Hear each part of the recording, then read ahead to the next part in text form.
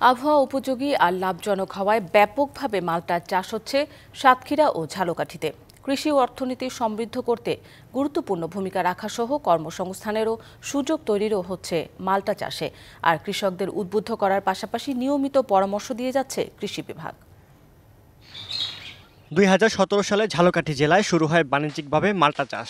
উৎপাদন খরচ কম ও অল্প পুঁজিতে অধিক লাভ হওয়ায় মালটা চাষে ঝুঁকছে এলাকার যুব সমাজ। বর্তমানে জেলার 4 উপজেলা ছোট বড় 1100 মালটা বাগান রয়েছে।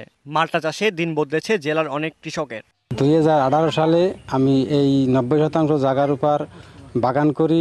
এ দেখা দেখি আরো আমাদের সাইডে 2-3টা বাগান হয়েছে। 3 বছর ধরে ফলন পাইছি। এই যে মালটা দিয়ে আমি অনেক লাভবান আছি। এই বাগান দেখে এখন দিয়েকুল গ্রামে পর্যাপ্ত পরিমাণ বাগান করার উদ্যোগ নিছে। স্থানীয় চাহিদা মিটিয়ে বিভিন্ন জেলায় সরবরাহ করা হচ্ছে মালটা। বাগান ঘিরে কর্মসংস্থান হয়েছে কয়েকশো মানুষের। কৃষি বিভাগের মাঠ পর্যায়ে কর্মীরা বাগান পরিদর্শনের পাশাপাশি নিয়মিত পরামর্শ দিচ্ছেন। কৃষি সম্প্রসারণ অধিদপ্তরের পক্ষ থেকে কৃষকদেরকে প্রদর্শনী এবং প্রশিক্ষণ কার্যক্রম পরিচালনা করা হচ্ছে। এবছর আশা করা যাচ্ছে 650 মেট্রিক টন মালটা উৎপাদিত হবে। এদিকে সাতক্ষীরায় পড়াশোনার পাশাপাশি মালটা চাষ করে সফল হয়েছেন কলারোয়ার কলেজ শিক্ষার্থী ও উদ্যোক্তা Akash. Double million offer Walton fridge কিনে পেতে পারেন 20 লক্ষ টাকা, রয়েছে কোটি কোটি টাকার নিশ্চিত উপহার। চাকরির প্রত্যাশা না করে মাত্র 3 বিঘা জমিতে মালটা চাষ শুরু করলেও এখন 5 বিঘা জমিতে 2টি বাগান রয়েছে আকাশ কুমার ঘোষের। প্রতিদিন বিভিন্ন এলাকার মানুষ আকাশের মালটা বাগান দেখতে আসছেন। প্রথমত আমি 250 গাছ নিয়ে শুরু করেছিলাম। 60-70 হাজার টাকা আমার খরচ হয়েছিল। তারপর থেকে যা হয়েছে আমি লাভের মুখ দেখতে পাই। বর্তমানে অবস্থা মোটামুটি অনেক ভালো। আমার দেখা দেখে এখানে আরও 2-3 জন পাশেই বাগান করেছে তারা। এখানে এসেছি মালটা দেখতে এবং এখানে দেখে আসলে খুবই সুন্দর লাগছে, এত পরিমাণ মালটা হয়েছে।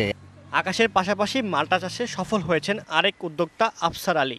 আমার এই বাগানের ছাত্রকে কমলা রয়েছে বড়োটা, আর আছে সব মালটা। তাহলে বাগানে মাল আছে এখনও 600 মণ মাল রয়েছে।